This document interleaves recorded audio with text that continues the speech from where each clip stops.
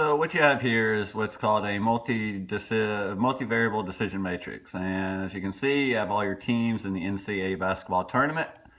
And you have a TR factor that's based on a whole bunch of statistics. Now, all these statistics basically are in a formula that creates this unweighted score. Now, what you can do is then come into the weight. You can change the weight that you'd like to put on certain statistics so that you can analyze it based on the matchup, and also based on if you just think that 3-point percentage is going to have a lot more to do with it, you can add more weight. So what happens is, say you want to go and analyze a matchup of Arizona-Arkansas. You have all their statistics over here, but then you also have kind of a combined score that shows how they match up.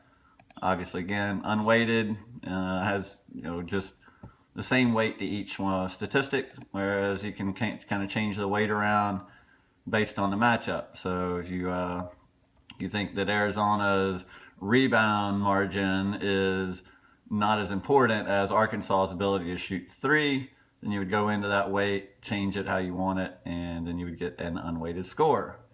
The cool thing about it is that once the matchup is over, and even during the game, you can see where these teams stand. So, if their 3-point percentage is like 40% during the season, and they're like 1 for 9 in the third quarter, or in the second half, obviously, they're not doing too good, and they're probably not going to live up to that. Obviously, you can't go and use this to pick the matchup once the game started. What you can do, though, is then go in there and analyze that matchup based on the statistics of the game, and that way you can go in and actually see what were the keys to the game. So before the game, you can see what the keys of the game are to use it to pick, and after the game, you can go into this tool and use it for analysis.